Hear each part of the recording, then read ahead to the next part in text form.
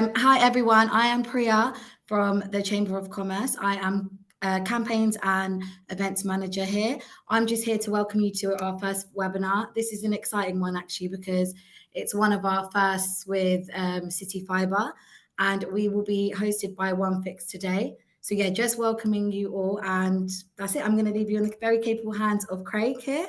So I'm just lingering in the background if you guys need anything. Fabulous, right.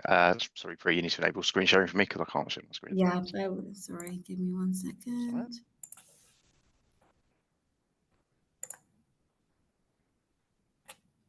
There we go. Perfect, thank you very much. Okay, right, let me get that screen shared. There we go. Yeah, morning everybody. Thank you very much for taking the time to be with us today. My name's Craig. I'm from a company called OneFix. We are a Thames Valley-based IT service provider. We look after SMEs in the Thames Valley, providing this kind of IT security, cybersecurity help, technical support, all that kind of stuff, all that good stuff. So today I'm going to be talking to you about how to keep your emails safe from hackers. So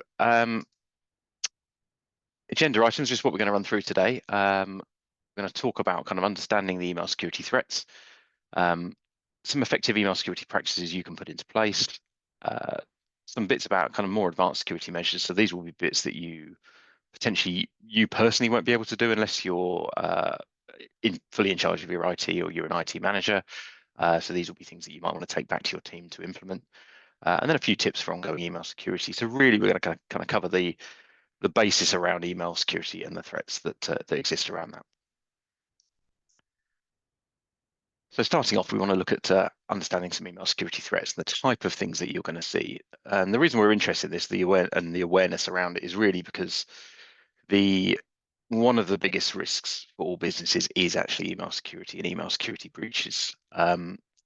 I couldn't find the exact figure today, unfortunately, so I do apologise. It's not great to make statistics up, but I've been to a bunch of events in the last few months where the talk is still that around about 80% of all cyber attacks that happen on corporations start off with some form of email security breach or human interaction that basically leads the attackers to breach the companies. So that's why email security is so important.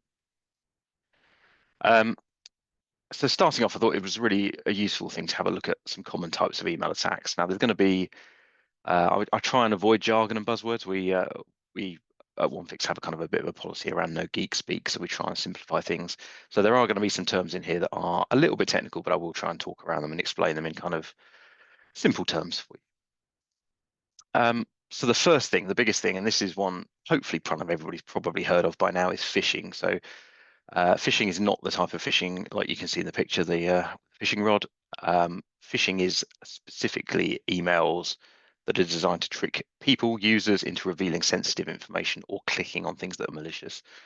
Now, there are a few different types of phishing. Not general phishing, like mass phishing is the thing that, again, all of you will have seen before. You know, everybody's received phishing emails. These are the things that are generically sent to everybody in a company that will say something like, I don't know, a common example, your Microsoft 365 storage is full, click here to buy more storage, for example, and you'll click on a link and it'll ask you to log in. So that's mass phishing.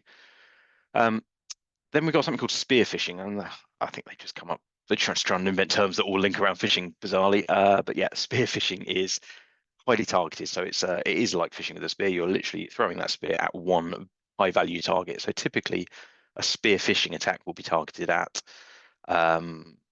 very specific people within an organization. The next thing you've got is whaling. And whaling is, if you can imagine, again, looking at fishes, you imagine a whale. A whale is the big fish. So the whaling attacks are targeted at the senior executives. So what's now become known as C-suite. So your CEO, your CFO, CTO, those people that are kind of on that senior level of a corporation, whaling attacks are specifically targeted at those people. And then slightly outside the scope of email, but I thought it's worth adding in because it is a type of phishing attack, is smishing or vishing. And basically, smishing is SMS phishing and vishing is voice phishing. So again, I'm sure those of you that are attending today have probably had examples of smishing. For example, a common one would be the SMS you receive saying that you are you've missed a parcel, you've missed an Amazon parcel, or you've missed a Parcel Force parcel. You click the link, it takes you to something that looks a bit like the Amazon page. You log in with your details, you've given access to your Amazon account. So those are kind of common phishing attacks, and this is probably the most common type of email compromise that we see. Next up, and this is slightly more the next level up in terms of sort of severity, really, is business email compromise. Again, as a company, we're looking after sort of 80 odd different firms, email systems and security, and business email compromise is something that you certainly take very seriously, and you do see occasionally, and that's where typically someone has probably fallen for a phishing attack and they've given over their details, or somebody's managed to break in the background, and basically somebody's inside your email and they are then impersonating people within the organization to defraud people. So common examples here: CEO fraud. So again, some of you may have seen this kind of thing where you see the emails that come from purporting to be from a CEO or from the finance person saying, hey, we've got an urgent payment request, please pay this invoice, or please do this. That's quite a common thing once you get business email compromise. Invoice fraud. Now, this is one that we're certainly seeing on the rise, and this is kind of fake supplier invoices. So this would be, this doesn't need to be the point here. Actually, this isn't a compromise against your emails. So for example, let's take a fictional example, and you are transacting regularly with Screwfix, for example, and Screwfix, you've got an account with them, so you're going and buying lots of trade kit and trade plumbing stuff and all that kind of stuff, and they are sending you every so often an invoice to be paid. If Screwfix's systems get breached and somebody's in there, they can generate an email from Screwfix from the actual email address. It will look like their email. They can generate an invoice that is basically faked up. Maybe they can take one of your legitimate invoices, change the payment details on that, send it over to you. You receive the email. It's come from a legitimate source. It's got a legitimate looking invoice on there, and you pay the bank details that were on the invoice, and you've actually sent money to the fraudsters. So the key thing here to remember is this doesn't have to be your email account that's compromised. This can be a third party. Another common one is payroll redirects. So this is where criminals trick organizations into changing employees' bank details so that the salary of that person is redirected. So again, this can be a third-party breach again. So this, for example, if I was to pretend to be one of the members of staff of your organization and send in an email from a Gmail account that's got their name that looks like it might be their personal email account, I might send that into the HR team or the payroll team and say, hi guys, I've just switched over from Metro Bank to Nationwide. Here's my bank details. Please can you update my details for payroll? And again, that's a really simple and easy way that a criminal can trick your company into sending money to the wrong place. So again, these things often start with kind of a phishing attack, and then they involve a bit of surveillance, a bit of kind of watching the emails move back and forth, and a bit of social kind of engineering to work out who to target and what to do. The next type of the common vector for an email attack is malware attachments. So these are less of a problem nowadays, but they are still a problem. Most security systems block most common malicious attachments. So your antivirus for years will have been blocking kind of bad email attachments. If you use Outlook for your email platform, that typically stops you from being even able to attach things like executable attachments, things that might be potentially carrying malware. But these things can still get through, and they can include things like ransomware, malware, keyloggers, things that will basically allow attackers to break into your system. So it's always really important to be incredibly mindful when you receive emails with attachments, especially from people that you're not sure who they are. Zip is a particular thing. So a zip file, again, I'm sure you're aware a zip file is like a bundle of data. So a bundle of different files all bundled up into something called a zip. And typically, again, those can kind of bypass some scanning. So again, if you receive an email with a zip file, especially if it's got a password protected kind of zip that you have to type a password in to unlock it, just be mindful that the contents of that could potentially be something dodgy if you don't specifically know who it's coming from or you're not expecting it. The next thing, malicious links. Now, because email filters typically are blocking off bad attachments, the cyber criminals fairly quickly switched over to putting in malicious links, so linking out to third-party websites and basically redirecting you off to things that you shouldn't be able to click or shouldn't be able to get to. Where we've seen this step up to another level, and again, you may or may not have seen this, is quite often because again, people are suspicious of obvious documents. What's happening nowadays is that some of these hackers are getting a bit smarter. They'll be sending you a PDF that looks legitimate. Inside the PDF file is then a link.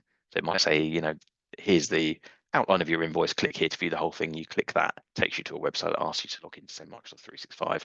And again, that's phishing. But because they put the link inside a PDF, they're trying to evade the tools that will just scan an email. So um, I guess the picture we're already building up here is that you just have to be so mindful now when you receive emails as to who it's come from, what's happening. Does what I'm doing feel a bit weird? Does this feel like a strange flow in terms of what I'm doing? Because there are all these different ways people are trying to trick you into doing things.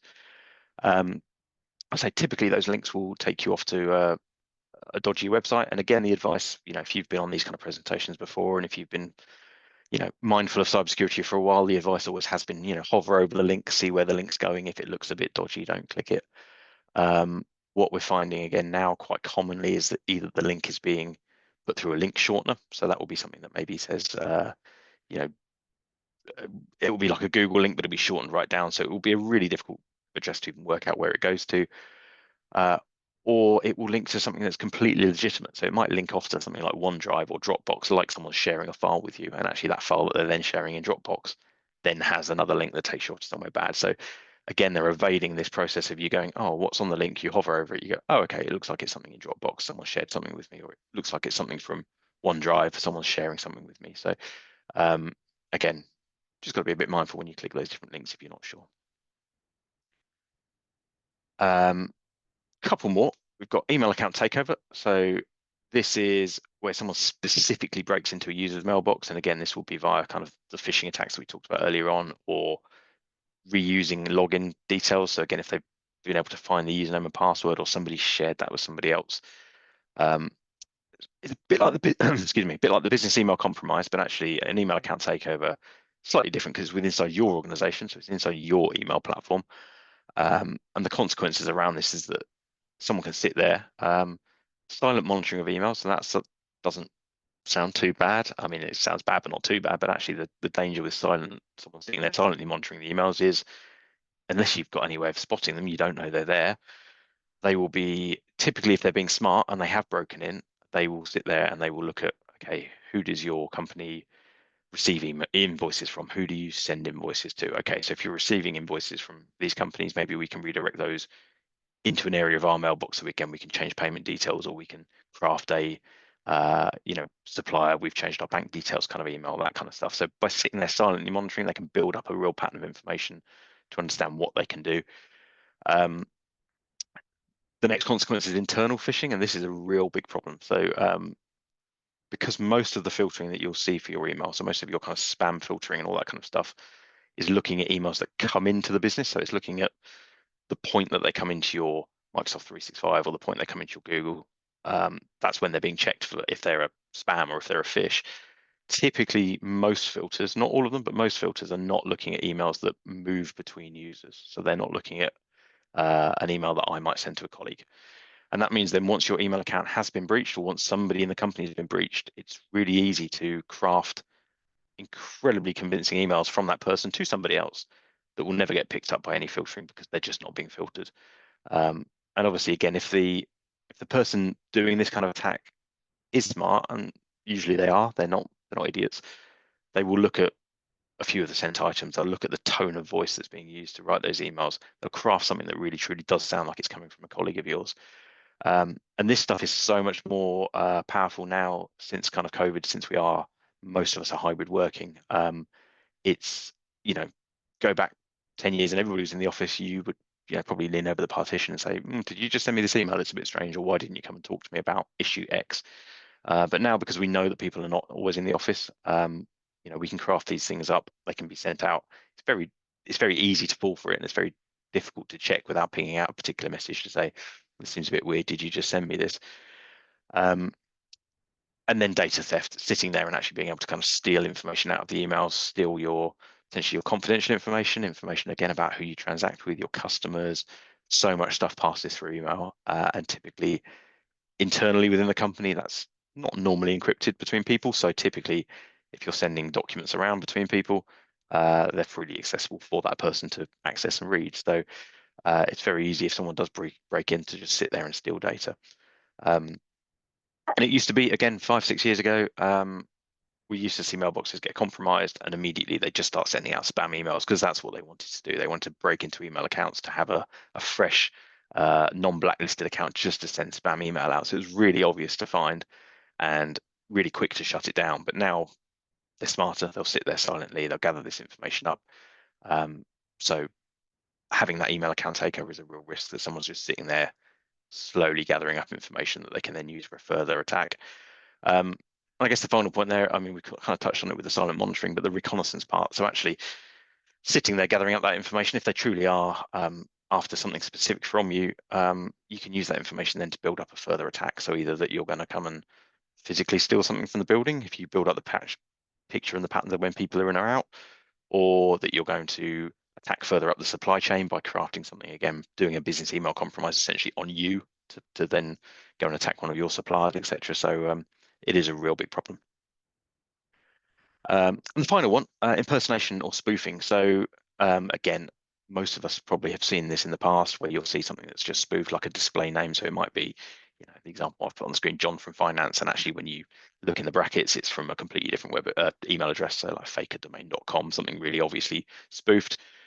But actually, the more advanced version of this is what's called domain spoofing. So this is where you spoof the actual web address, so it actually looks like it's a legitimate domain.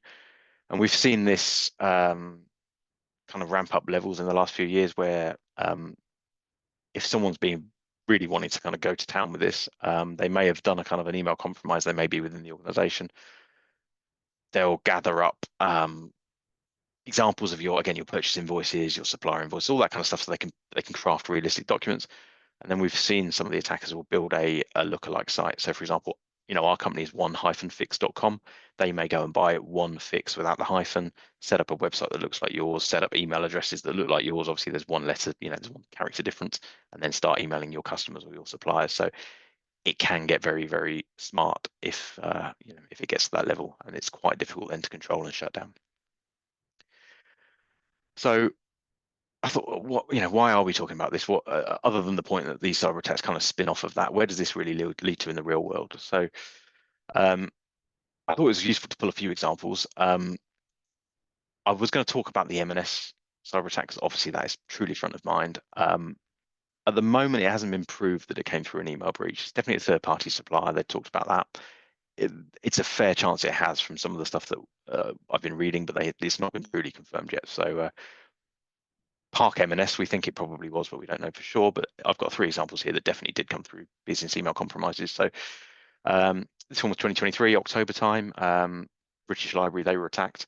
It was a sort of spear phishing type attack. And a ransomware group got in. They basically exfiltrated a huge amount of data. So 600 gigabytes, that's a lot of information, a lot of data, personal details of staff, users.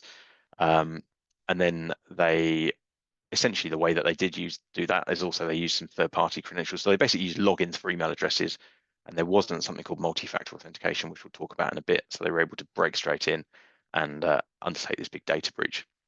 So I mean, British Library, pretty big. They've probably got some cyber budget.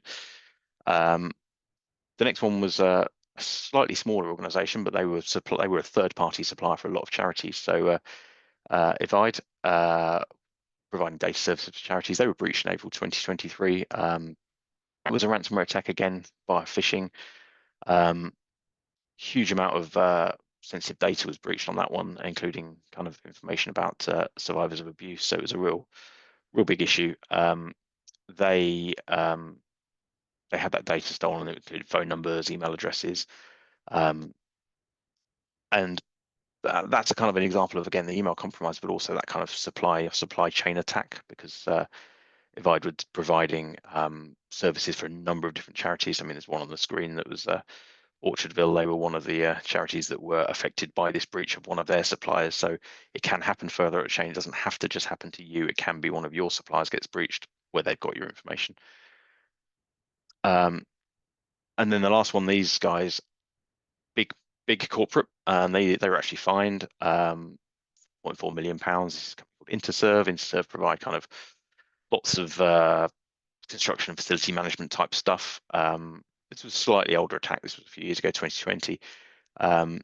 but they received a phishing email. The person who received it forwarded it inside the business. That led to malware being installed. There was 113,000 data records exposed of current and former employees. And although their antivirus software kind of blocked some of the malware, what happened then was the company didn't actually do anything about that. So essentially ignored the alerts or ignored the fact that there had been a breach or a compromise.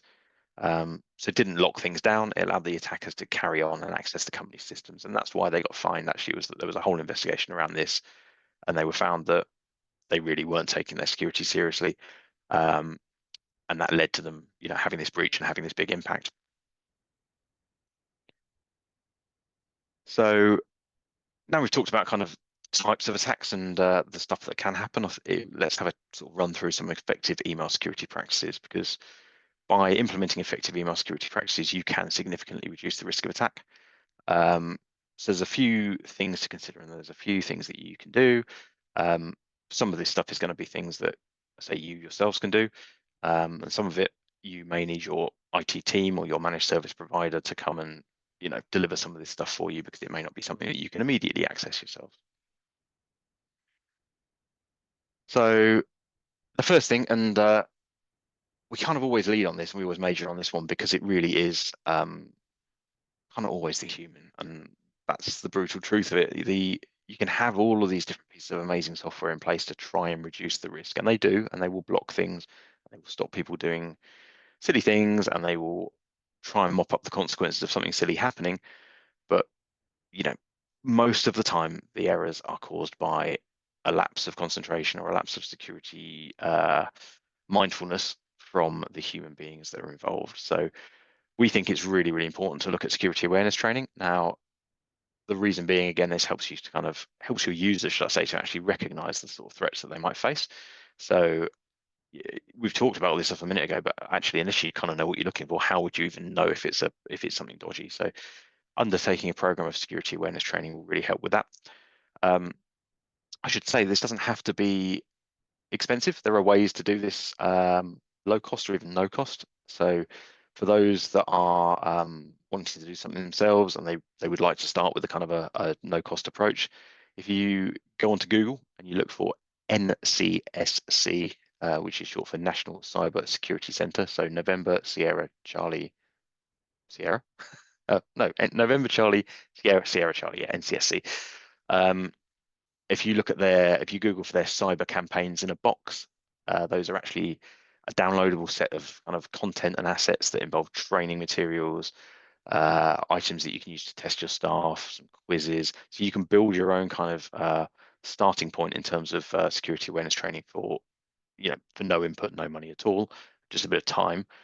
For those who are slightly bigger, who are in a corporate environment where actually there's some budget to put towards this kind of thing, typically you can use security awareness training platforms and tools that will deliver continuous training to your users, and then also simulated phishing attacks. So what that means is that across the organization at random times, users get kind of emails that are pretty good phishing emails, and they'll be randomly crafted depending on who's doing what.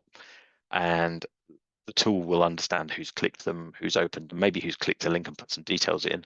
And you can start to build up a profile of, okay, well, how phish prone are we as an organization? You can see that score reducing over time as you improve your security awareness training, but also you can highlight maybe the users that are just always falling for these things, and actually let's go and give them some more training, or maybe let's change their process so that they don't have the interaction with email if they really can't spot these things. So security awareness training also helps you with obviously best practices. So that's how to learn how to spot these emails, as we said. And it's really key. I mean, there's a term that's been coined in cybersecurity called the human firewall. And it is true, the humans really are the first line of defense. We are the point where these emails come into. Typically, we don't have machines that are automatically reading and actioning our emails. So we are reading them, we are doing something with them. So therefore, we are the ones that typically are the weak point when it comes to these kind of attacks, and we are the ones that need to understand how to respond to them. So security awareness training, first thing I wanted to talk about, it is key. So consider how you might deliver that within your organization. Next off, I mean, again, your IT sort of professionals will have harped on about this for ages. Strong passwords are really, really important. the amount of times that password reuse gets people into trouble is it's unreal. The amount of times that people will use the same password across multiple sites. And this doesn't just apply to your email, because let's say, for example, if you're the common thing that happens here, let's say, for example, your password is on LinkedIn, for example, because they had a big data breach a few years ago. LinkedIn, your password is breached because LinkedIn get breached. The attackers will take that password and your email address, because they know what that is, because that typically they live together in the same database. So they'll have your email address, they'll have a password you use for LinkedIn. They'll go straight away and they'll go and try that on Amazon. They'll go and try it on your email platform. They'll go and try it on all the things that they can find where they can try and break into. So when you start to reuse passwords across websites, if one of those sites ever gets breached, your password is potentially going to be used to try and break into other sites, which is a huge risk. But the other problem is that password then ends up on a list of compromised passwords, what they call a dictionary. And again, the attackers and the hackers share those dictionaries around. So there's a current dictionary, and it's humongous, just full of different combinations that people have used for passwords that have been breached. And again, when they're trying to break into a site or break into a service, the first thing they'll do is just run all of those different passwords against your usernames. So your best bet, if you use a password manager, that will really help. But if you create strong passwords, that's also going to really help. So at minimum, I would say use a mix of letters, numbers, and special characters. And again, most websites nowadays will force you to do this. But my personal tip is actually to use a word or a phrase-based password. And I'll give an example on the screen there, like Jimmy 8 cows, Jimmy 827 cows. So by doing that, by using that kind of phrase-based password, it's really easy to remember. Once you've kind of got that into your head, you can make a little story about it. You can remember it every time. But it's also very strong, so you don't have to keep resetting it because it's a nice, strong, long password. Um, and it is worth regularly updating passwords that you think might have been breached. I wouldn't necessarily recommend you regularly change them, but keep an eye on them and understand if they, if you think it's been breached or it's been part of a data breach, change your password. For example, M&S users, next time you go to the M&S website, it will force you to change your password because they know they've been breached. And the final thing I want to add here is actually with a good quality password manager, typically those password managers can check that kind of big list of breach passwords and let you know if any of your passwords are on those lists. So therefore, if your password manager is telling you your password's been breached, doesn't mean you've been attacked, but it means you need to change that password because it is one that is on one of those known lists. Again, you can go and find free password managers. KeePass, KeePass, is open source and free. If you're using it, for your own use, that's quite useful. It's not terribly good for kind of synchronizing with mobiles and kind of sharing with lots of, sharing across the organization and stuff. So there are better tools for that usage. But if you just want a basic password manager, that's a great starting point. Multi-factor authentication, again, I would be really hopeful that anybody that's using business email nowadays has got this set up. We do still come across people and companies that don't. MFA, you'll probably be aware of from things like your bank when you go to log in and you either get a text message or a pop-up on your app that says you need to approve the login. Or nowadays, if you make an online payment, typically the banking app will pop up and say you need to approve this payment. That's multi-factor authentication, because if someone breaks into your account, they can't, with a username and a password that they've found, they can't log in unless they've got the device that pops up the message to say approve this login or provide the code that's shown on screen or whatever. So super important to set up MFA. I won't labor the point, but this is one that really does cut down a large amount of compromises. Again, there are complex ways that people can break around this stuff, but this will cut out a big chunk of risks and threats with people typing things in. The big thing to be mindful of here is obviously if you have clicked on a phishing link and you are typing your username and your password into a phishing site, so something that looks like, say, Microsoft 365, when you click submit, it probably will still pop on your phone to say approve the login, because they're cloning that and they're copying that process. So it doesn't stop you from falling for that and from approving a bad person accessing the system. So you need to be a little bit mindful. But if you were suddenly getting an MFA pop up on your phone in the middle of the day when you haven't gone to log into anything, well, that's a sure sign that something dodgy is going on. So MFA will really help with that. So I would recommend that. And that's something that you should probably be able to set that up yourself. If you can't, then again, speak to your IT admins for that. But I would recommend any kind of web or cloud service that you use, not just email, get yourself multi-factor authentication set up, especially if it's anything that contains confidential information, financial information, anything like that. Set up MFA. It's the first tick box really on the security platforms. And then the final one in terms of effective measures that you can take relatively easily is configuring and managing spam filters. So for those of you that are using something like, again, Microsoft or Google on your own kind of personal level, you've got control of the junk mail settings there. You can mark emails as junk, you can block them. On a corporate level, there's a lot you can do as standard out of those platforms, so out of Microsoft and Google. But typically, the best methodology is actually to layer on a better quality filtering system on top, so a paid for kind of spam filtering engine where you can really fine tune that stuff, and your users can have individual control of, what they want to allow through, what they want to block, cut out all of that kind of junk and noise, prevent some of those phishing and malware emails even getting through in the first place. That really kind of improves your risk score, because essentially you're reducing the ability for those things to hit the mailbox in the first place. The only downside, and I think it's worth highlighting, is that if you have got a really, really, really good spam filter, and some of them are getting really good, the danger is that users can get to trust everything that comes into the inbox because they very rarely get any spam. So again, that's highlights again that point on the security awareness training and why that's really important, because actually if the users are not used to seeing the spam and the phishing because the filtering is so good, when one does creep through, sometimes they can be more susceptible. So all of these things are really in combination with each other. Now, there's a few more security measures I want to touch on very quickly, and then I'm happy to sort of open up some Q&A. These advanced security measures are a little bit more technical. These are things that I really, again, recommend that you do.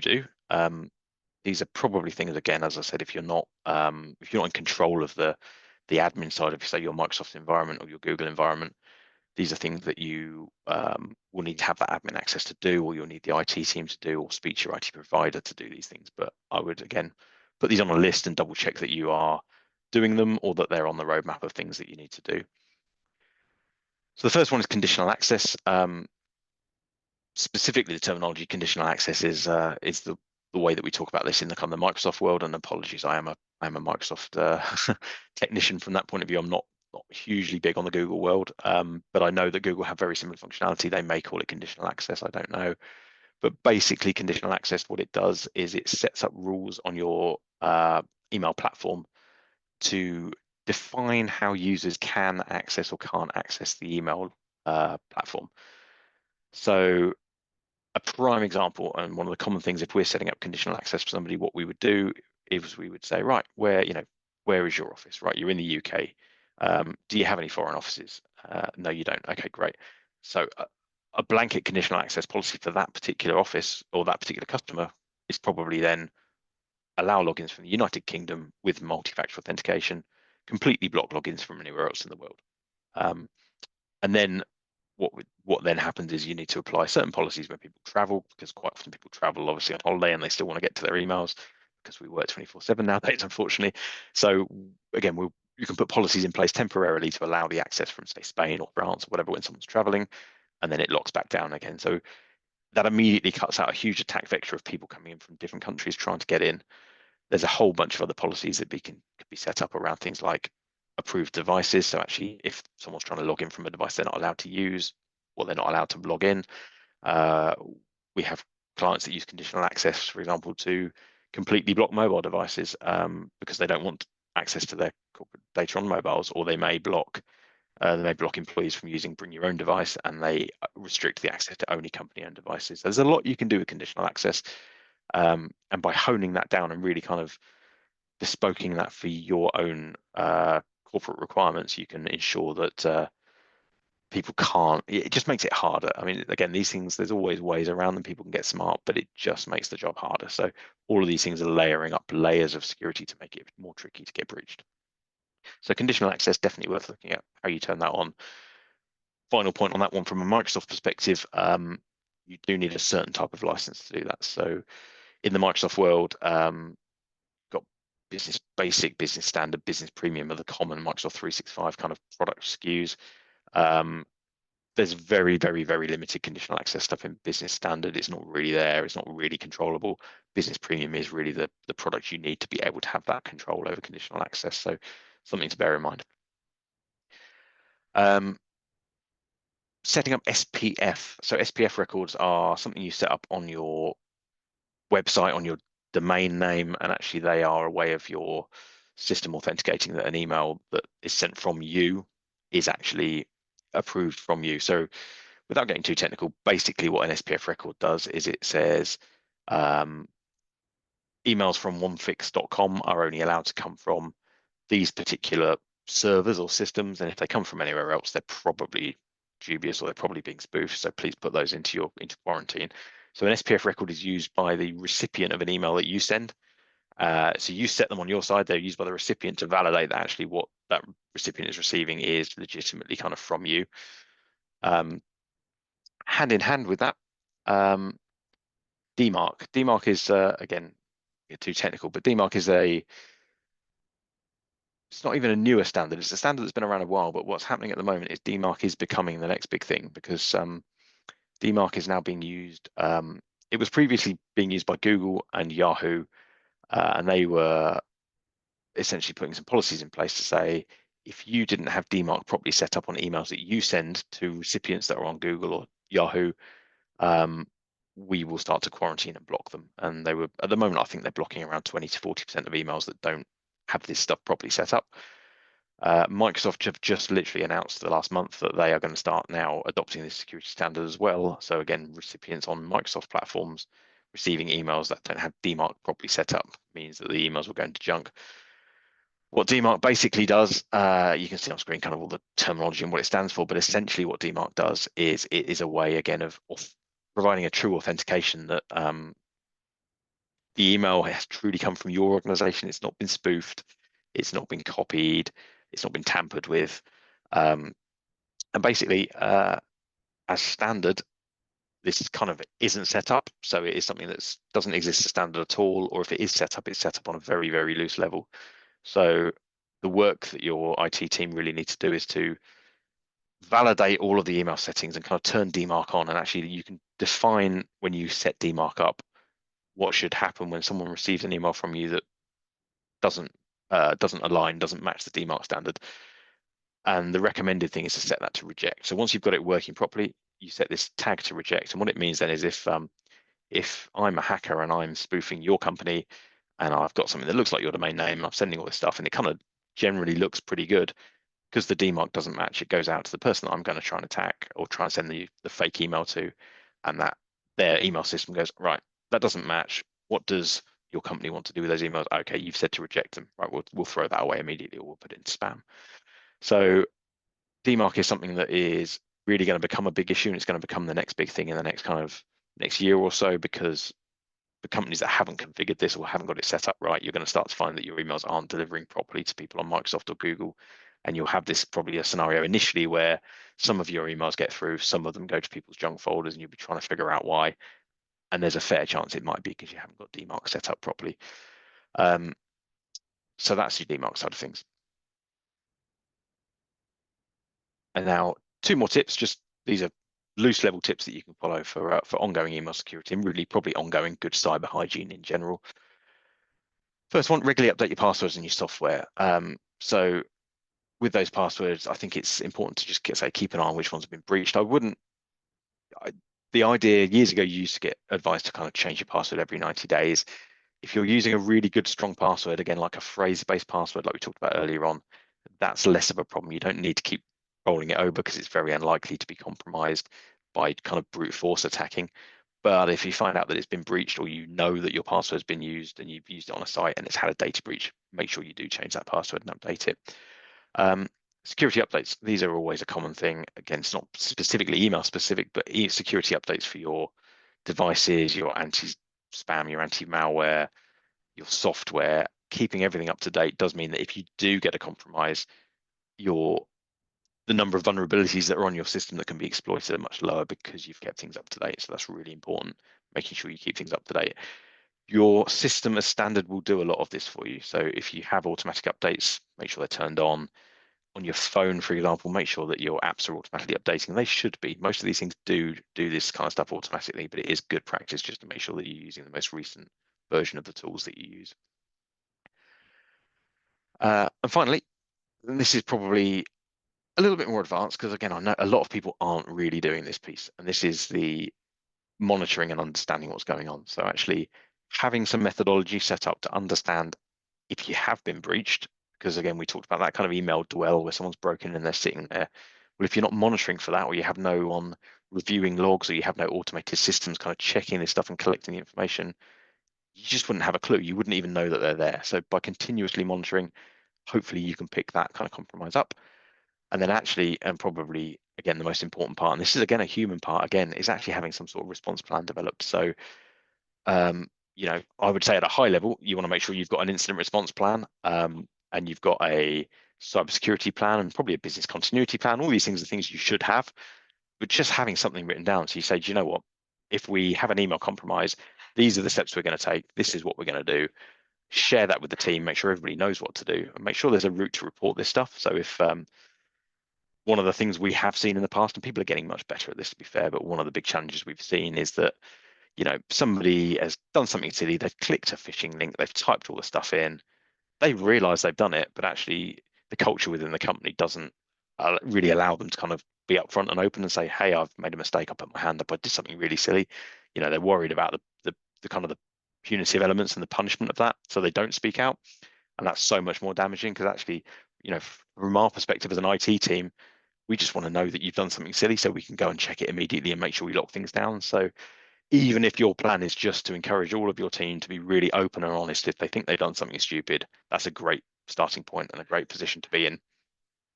And then in conclusion, it's really important to understand the importance of email security, as we said, just making sure that people understand why they should take this stuff seriously.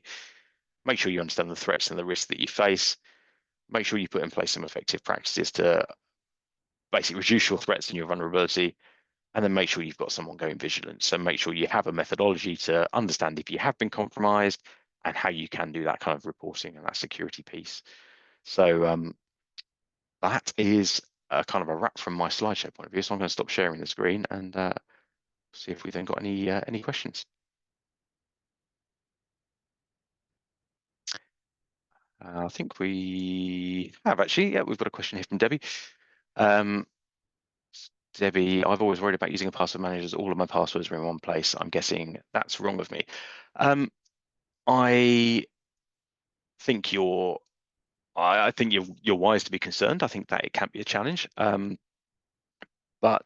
the key thing with a good password manager, and it is a key thing of picking probably a good one because there have been breaches of password managers, but the idea behind a password manager is that you need to secure it with a very strong password. So the idea is that you have to remember one password, and that password is used to kind of encrypt that entire bundle of passwords that you've got.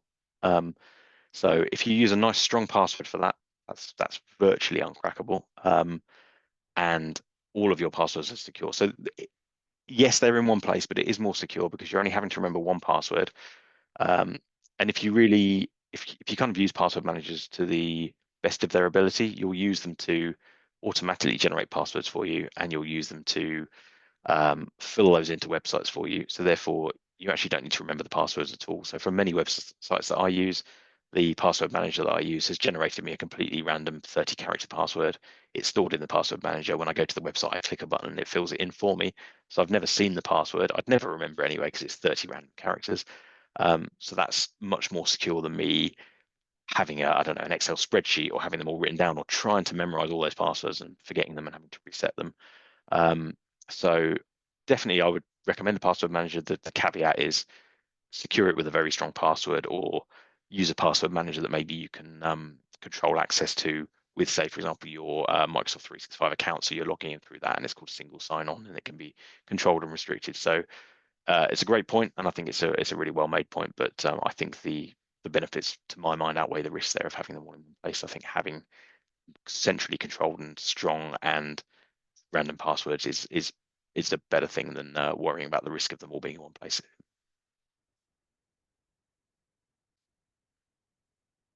I think that was all the past questions. So not sure if Priya's still there or.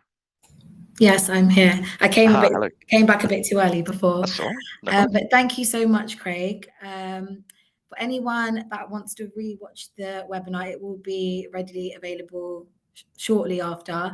What I can do is I can send you guys an email. I think Craig's got some things that he's like to share as well in that email. Oh yeah, thanks, Priya. You've just reminded me. Yeah, I was Yeah, going to say we've got. you want to mention it? Yeah, I will. So we we have a Microsoft 365, it is Microsoft specific, sorry, for those of you on Google, we have a 365 security audit. It's typically a paid for thing, but we're offering it free of charge for anybody that's attended the webinar today. So I'll send the details to Priya. There'll be a link that you can book that in. That's something we can do with you remotely, but it means we can give you kind of a snapshot position of where you're at in terms of security posture currently in your Microsoft 365. So happy to do that free of charge for anybody that's attended today. So thank you. Great. Thank you, Craig.